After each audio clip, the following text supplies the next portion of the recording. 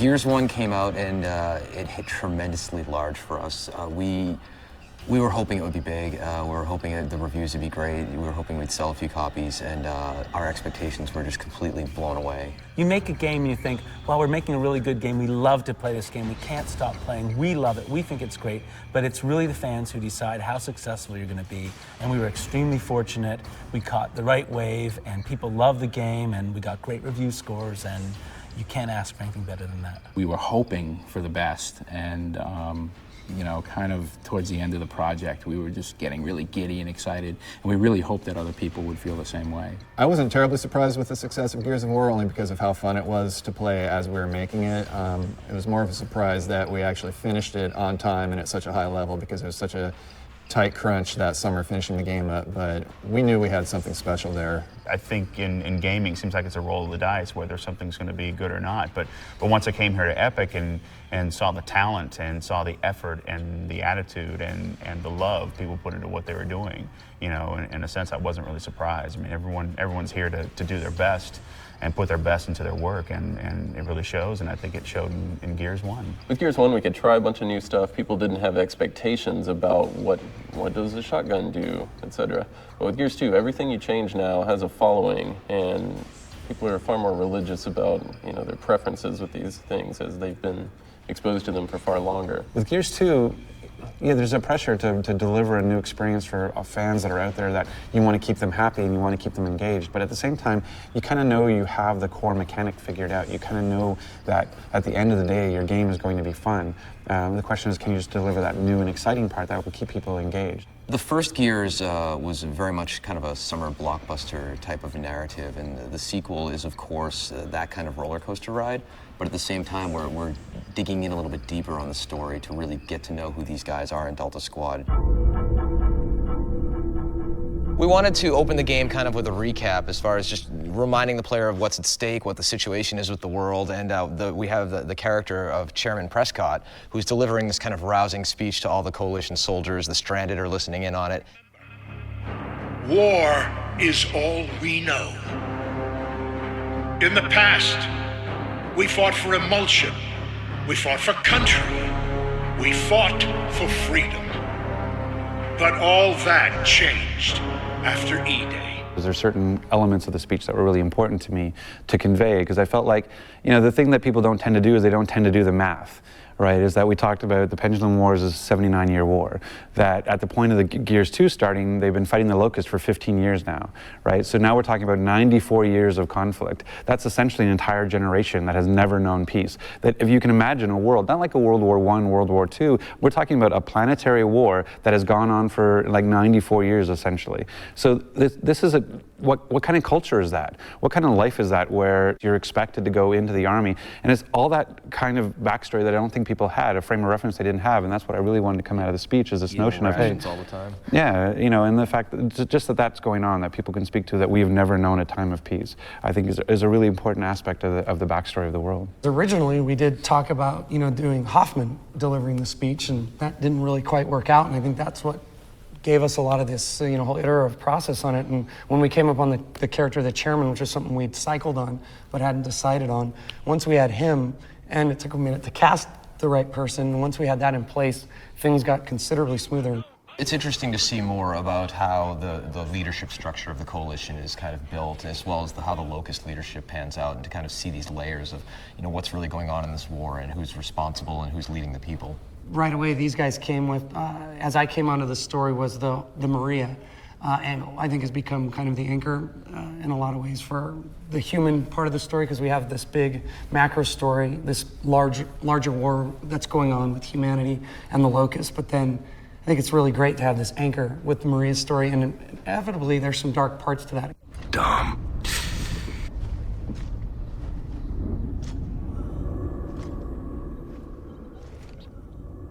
There's nothing darker than a man finding his significant other completely incapacitated and then having to do the only thing he can.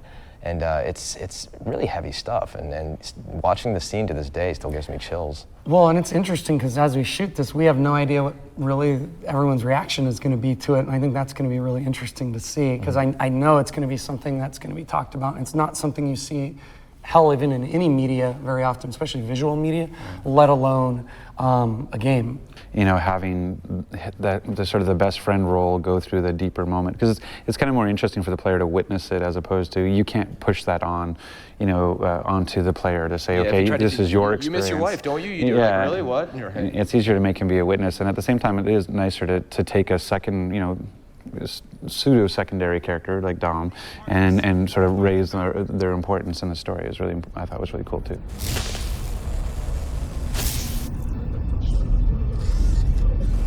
Writing for this medium is extremely tricky. We're still feeling out the ways that we can create a world, and it's not like a linear medium like television or film where you just go and shoot and like, okay, here's the 100-page script and you're done. You have to consider, how is this line being delivered? Are the characters walking around in the world? Is it a cutscene? Is it like a piece of dialogue over a loudspeaker? And we have so many different colors in our palette with which to paint the narrative, and there's not a lot of people in the world that can write for this medium. You know, games are an art form, something that we're all proud of, that we've put a lot of time into, that it's that time, I think, to where things that can really, a story in a game can last the test of time. I think, you know, you have a lot of games from a Half-Life 2 to a BioShock most recently that, you know, people talk about it. I mean, when the story affects people. We have about a little over 40 cinematics that we're working on, that we've gone through the entire process of mocapping and preparing and getting together for Gears 2. Once we get a script, we'll look over the script, decide how we can make this work in a scene. And then once we've kind of narrowed it down, they'll usually go and have the voice actors record the audio. Cole, Baird, stay here and guard the Centaur. Dom, you come with me. Marcus is a badass sergeant. We find out that he's been basically a soldier that was put in prison for whatever he did, and he's back out now as a gear again because they need him. What's interesting about building on this character, you know, from the first game to the second game, it's just different because we just see him growing. We see the relationship between himself and Dom and Cole and Baird. Everybody in the crew that, you know, you didn't really get to see before, and it's just it's a little bit more intricate a plot line. You know, there's a lot of different stuff going on, and I think emotionally for the character, it's a lot more. Hang in there, Rook. We'll be there soon. Let's go find Carmine. When you build a character, it's got to come from the ground up. So it's, you know, there's all sorts of things that come together. So yeah, it's the description, it's the picture, it's the, you know, it's the attitude. It's just like, oh, okay, and you just piece it all together and you kind of throw it together. And it's funny because I had the feeling you're going to ask me about was there any other voice that I tried with it, and really there wasn't. There wasn't. It just seemed like this guy needed to be. That was it. Right here, you know, boom, taking care of business. And that's just kind of where I went with it. Dominic Santiago is Marcus Phoenix's best friend and ally, and he's one of the protagonists in Gears of War and Gears of War 2. He has got a lot of experience in the field fighting the Locusts, and he's a kick-ass guy. The voice really came from making it all really real, the idea that, you know, you could die at any moment, that when there's battle, it's really real, and you know, not really going over the top, but making sure that you make it a sincere situation, that you really are in combat, that you really are caring about your friend, that you've got, that if the stakes are high in the scene, that they really are high, that, you know, you can hear that in the voice. Ah! God damn it! He's got so many personal, not demons, but things that are going on in his head that he doesn't necessarily share with Marcus or share with the other characters. And for example, in Gears of War 2, there's the very, very real thing with Maria, that he's been searching. One of the main reasons, if not the main reason why he's been at it and fighting and going through all this, is that he's got a missing wife, a loved one. I'll catch up with you in a sec, Marcus. All right? Yeah. Whatever you need. Guys, let's go. It was really different to work with John on Gears of War 2. The material only stands to benefit from having two actors working really hard at having chemistry and that dynamic that's so, you know, visceral. You can feel it. You know that these guys are, you know, exchanging words, either arguing or going into battle together. I think that you can hear it in the sessions. Augustus Cole is he's a soldier. in the game who is ex-thrashball player. What we know today is football. And he's just rough and tough, and he's cocky, he's arrogant, he's confident, smart. He's everything rolled into one. He's just a badass soldier, and he's a team player. I just try to just tap into what that person would sound like. So I tried different voices, and then I end up settling on like just real graspy, deep. He's kind of excited. I'm the Cold Train, baby. Whoa, yeah, baby! This train is running on time! The writing in Gears of War is just incredible. Every character has his own identity, and I think it's great. Cole has his own, he has his own way of, laying it out there, and Marcus, and I think that the writing, supports the acting. It all comes together. That's why we're number one. It would be great if fans, after, playing the game and, exhausting themselves in this game, it would be great if they actually felt like, they accomplished something, that they were really a part of the game, that they're emotionally struck by some of the events and the things that are happening, just like they would be if they were actually in the game. Baird is, oftentimes regarded as the sort of the comedy element, but he really is the voice of reason, and really, like all the other characters, really detests being in this hell, and is very vocal about it. The rhythm, I just imagine him just being very kind of quick-witted and just thinking about, like, what are we going to do? Oh, that's great. Oh, we have to go in. Oh, really? We got to go in. That's just fantastic. Great. All right. What are you going to do? That kind of thing. There we go. One muzzled queen. Not you, her. You were great. I loved your speech there, especially with the bitch-ass stuff. Very good. Very enlightening. Acting in a video game, on one end, it's the basic acting skills that you are required to do on stage or on film. What's different in a video game is you have many outcomes. So instead of a regular script, you're playing 10 different endings, more maybe. And so you have to really know that character very well. How will he be when he's about to die? How is he killing? How is he running away? How is he relaxed? And you have to have all these parts of him very complete. So then the player, who's as integral to it as I am, is going to elicit different responses from me. So what's fun for me is having players, gamers come to me and say, hey, we played Gears of War with you all weekend. You were a real a-hole, or you were a real jerk, and then someone else can come to me and say, wow, you were funny. That was really funny. And I realized it all depended on how they played and how they interacted with me. With a deeper storyline, there's much more opportunity for a variety of different musical styles. And so obviously we have the action and we have the battle, we have the chase, but we also have some somber moments, some desperate moments, some emotional moments, even a couple of romantic moments.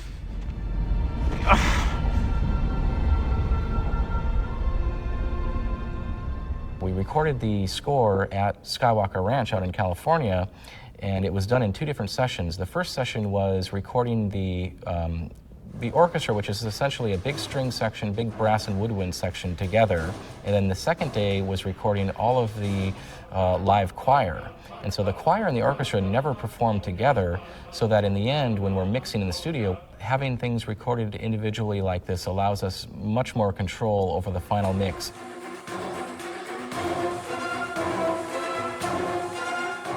I wanted to build around sort of the film style that I like to use, which is, you have the orchestra, you have the choir, you have this mass of 100 different people performing, and it just gives the music a weight and an importance that I think this game deserves. Most of the projects I work on, I get my inspiration from the visuals. And I get a lot of inspiration from the people themselves who are creating the game. The game designers specifically said to me, or they explained the concept of destroyed beauty, and how, there are all the landscapes are very beautiful, but they've clearly been ravaged by war and by beasts, locusts, and all these things. And they wanted me to translate that into music.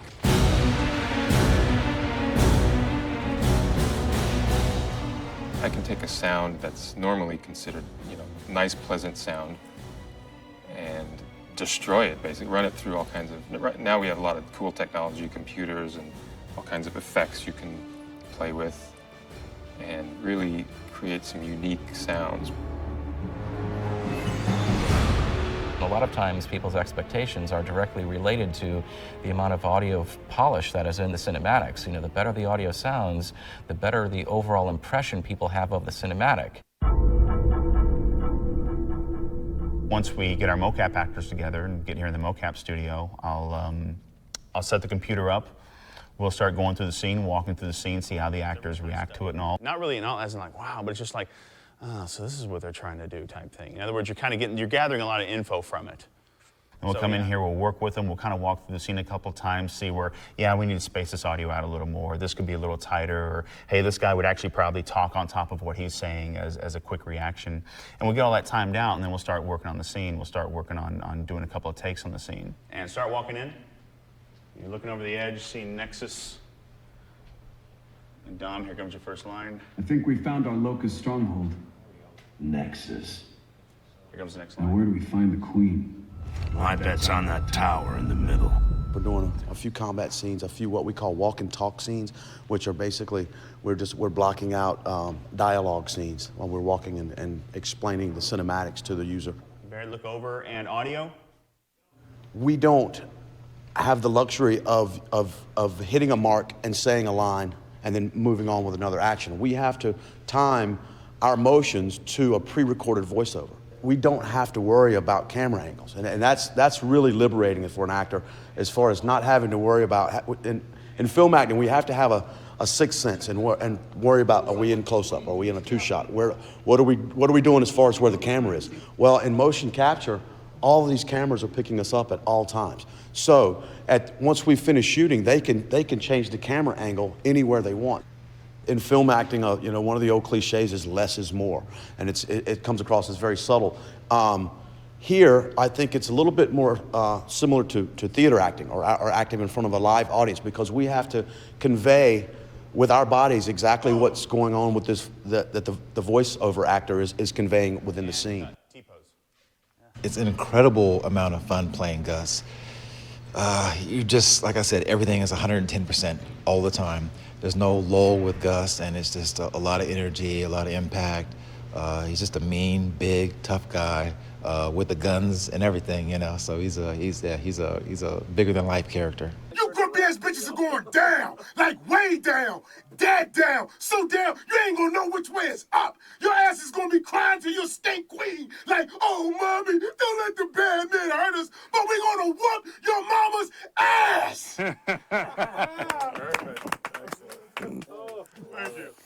So then after we've done the mocap process, all the animation is then targeted to the character skeletons. At that point, I'll take the animation, I'll start putting in the scene. We do what's called our layout phase. The layout phase is basically where you're blocking the actors in the game world or in that level. And at that point, I can actually then go in, lay my cameras out, and start cutting the scene together based on the pace and the feel of it. The actual filmmaking happens in the layout process when you start seeing everything coming together. Certain designers are much more kind of book-based as far as, having a tremendous process, and I have much more of almost a holistic kind of feel-based approach. Start out with a few solid ideas and then iterate and try and, find the bits of fun in the sandbox. And we do this tremendously cool process of prototyping where we have these maps that are POC, proof of concept. And Lee Perry, senior gameplay designer, and all the other team members, we'll sit down and we'll hash out what is the coolest possible stuff we can come up with. And then we, use the latest iteration of our technology to do rapid prototyping and harvest the good ideas and throw away the bad. After we have the big idea, we sit down to shell out the level. And shelling out means just getting in there and in the editor and in simple terms, blocking out what the general flow of the level is going to be. One of the things I absolutely love about the game is the flamethrower, because it's a perfect example from a design side of something you've seen in other games before. You've held 20 games in your hands with flamethrowers, and you ran around, you burned people left and right. You had one element to the game, being a cover system, for example, and you've never blind fired a flamethrower. You've never reached around, slammed up behind something and fired it around the cover. You've never used it in this way. You can look at something and say, oh, flamethrower, whatever, that's not new. But it's about context and giving a player an experience with something that is new. Delta, hit those mortars! The primary thing we were trying to do here is just make Gears 2 feel more like a war rather than an insurgency. Or, in Gears 1, you feel like it's just you and 3 guys kind of on your own mission outside of the COG, outside of this army that you're fighting for. And so now what we're trying to do is reflect the larger story of, this government trying to help its people survive this awful attack by these creatures who have come from underground. And so in the levels, what we're trying to do is make the battle feel bigger. We're trying to have more aircraft flying by and more trucks coming by and more squads that you're going to run into as you're playing who can help you out or show you the way and that kind of thing. Just an overall sense of a bigger, larger scale war. But with Gears 2, we've got this foundation now of our core gameplay. We know what cover can be like. We know generally now how to lay out a level that is fun to fight in. So now with Gears 2, we can spend a lot more time on kind of creating unique variations on that gameplay within each level. Proportionately, the boss fights may be, 15, 20 minutes total of the experience. It's a huge amount of what players will remember about the game. It's a huge amount of adding character and setting and life to the big world. It's about the nuances of, okay, getting in cover here and cover slipping around here takes a third of a second too long. You gotta massage that out so it feels good. It doesn't matter what your game concept is, it's gotta feel good to pick it up and control it. And when you pick up a game that does feel good, you know it immediately. We have several new gameplay modes in multiplayer this time around. We have Horde, which is co-op play, 4 or 5 of your buddies fighting against AI.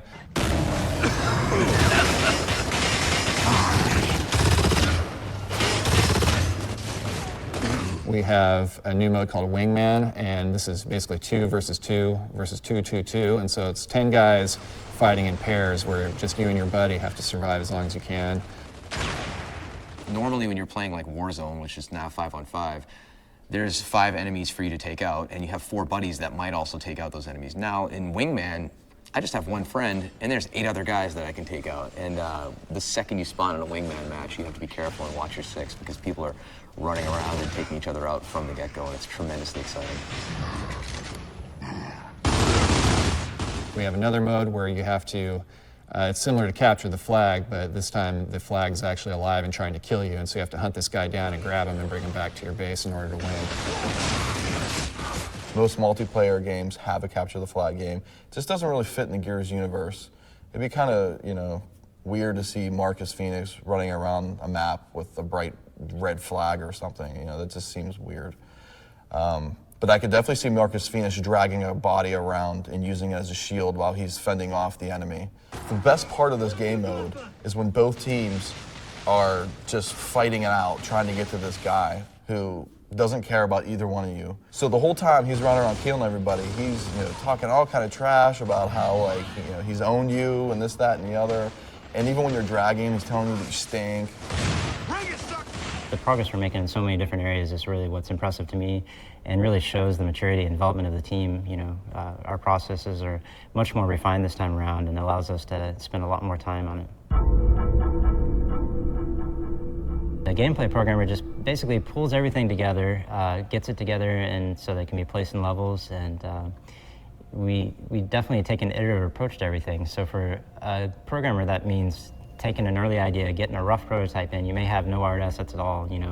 The big boss creature could be a giant cube at that stage, and get it in, get it working, so we can start playing with it, and listen to people's feedback and offer suggestions and just keep iterating on that stuff. For Gears of War 2, we've taken the Unreal Engine 3 that we shipped with Gears 1 and we've added a whole lot of new features to it, to let the game designers go off in new directions with it.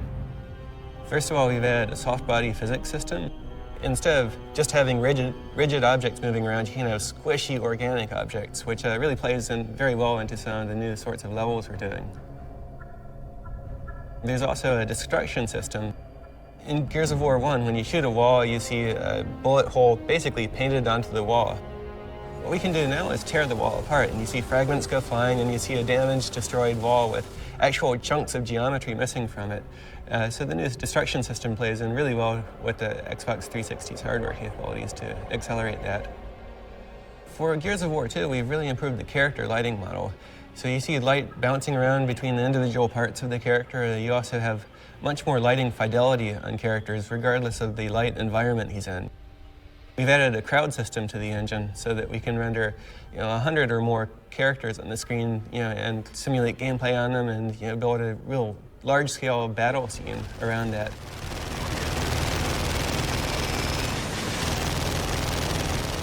Gears 1 was a highly visual game. It had some awesome graphics. And with Gears 2, we really want to continue that and raise the bar.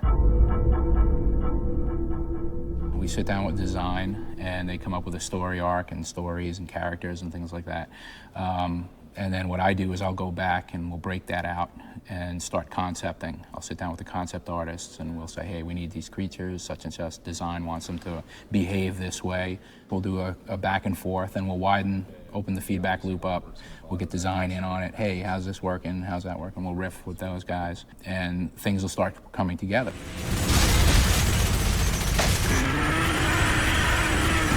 The gore was a pretty big hit with everybody, to where you had this very crazy, visceral experience, and so we wanted to build on that and expand that to the larger boss creatures and just have more of it without going way too over the top and making it completely gratuitous. To me, it's more about the context of what it is. It's not very slow, deliberate, creepy type of game. It's all in the heat of the battle, and you're laughing and you're making fun and you're cracking jokes as you're, punching your buddy in the face as you've knocked him down, or you're chainsawing him in half or something like that. The guys are doing a fantastic job with the environments. The artists, the lighting, the size of the environments now, the fracture system, it's all there, and it's really pretty spectacular.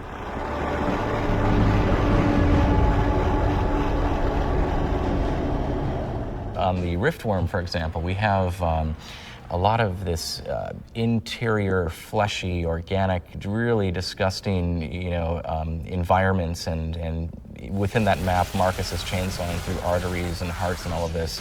And so what we actually did is, instead of using library sounds or anything like that, we did a custom Foley session where we actually went to the grocery store and bought a few $100s worth of meat and chicken and macaroni and cheese and oatmeal, and we set up all of these different containers of different size and different types of combinations of sludge and meat.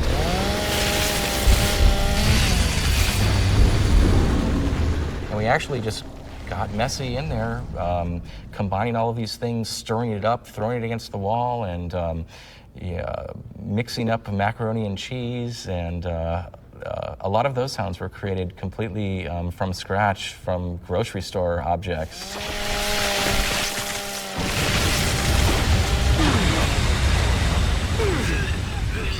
Control!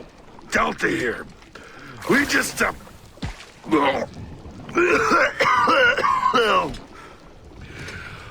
don't know where to even begin, but just get us the hell out of here. After the environment art gets done, we dump everything into our editor. And then we have visual level designers, and they take the imported objects and they'll mesh out these levels and create these fantastic areas that just look great. And they'll also do a first lighting pass on some of the areas. Then gameplay will come in, and they'll go over that and start to play the game and make sure everything works.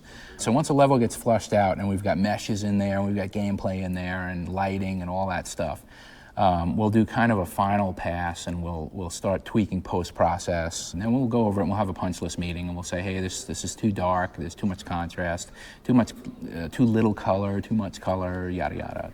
So we can adjust all that in the final polish phase. When everything's polished and looking great, that's it. Gets locked down. Well, 17 years ago, Tim Sweeney started this company in his parents' basement in Maryland, and About a year later, I joined the company. It was still in the basement. He still had that wicked cat that used to run around scratching everybody. Whereas I'd been programming since I was 10 years old, and that was really the thrilling part of my life, to be able to write code and have a computer do exactly what you want. And by the time I was about 24, I'd gotten really good at it. So I wrote my first game, my first 2 little games, and released them as shareware. We were doing everything back then. We were selling games online, we were selling them over the phone, we were packaging up boxes, we were shipping them out. We were just starting, that was kind of one of my first roles in the company, was just starting to get us into retail and do a little bit of marketing and PR and get people to know about us. When we released Unreal in 1998, that was when Epic really took off. When we made the original Unreal game, people started coming to us and asking if they could license the technology. When we came out later on with Unreal Tournament 2003, we were in full swing with engine licensing, and obviously now there's so many games today using the same technology from Gears of War 2, which is Unreal Engine 3, that are using this technology and doing really great work with them. So I think that's been something that's been a real constant current of our company, is what we've been doing with technology, and we've been getting better and better at the games and their content as well, obviously. There are a lot of things that Epic does that require money and that require resources and things like that, but the most essential things we do are only possible because of the quality of the people we have here. When you look at the scope of a team it takes to make a next-gen game, it's obviously large, whether you take in the core team here and the team at Microsoft that's working on it, or even outsourcing and partners, things like Epic Shanghai, who helped a lot with art, Technicolor, who did a lot of the VO recording and animation cleanup and facial animation, and like I said, there's all of the people at Microsoft, both MGS and usability and playtest and all that stuff. I mean, it becomes a rather large effort to make a AAA game. Shit, that was close. I am so glad to be out of there. Control, Delta here. We lost the Queen. What I want the player to have experienced is the best polished, most fun shooter that he's played. And so I want it to be intense action, I want it to be exploration, I want there to be great story there. I want them to feel like they were an action hero and they had a starring part in this amazing experience. I think that's the golden moments for any design, is when you can just get people excited about very specific events that just happened. They weren't scripted, there was just things that happened in a game.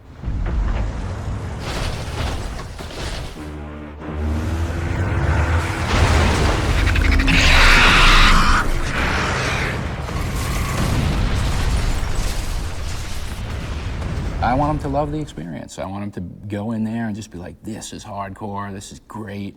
I love this world, I love playing in this world, I love playing with these characters, I love the story, the experience, the art, everything. I just want them to come away really enjoying the experience. I want them to feel connected to the characters. I want them to care about Dom and what he just went through, and to understand what's going on with the squad and realize there's more sort of pain here than just a Marine killing, an enemy. We don't have any info after that.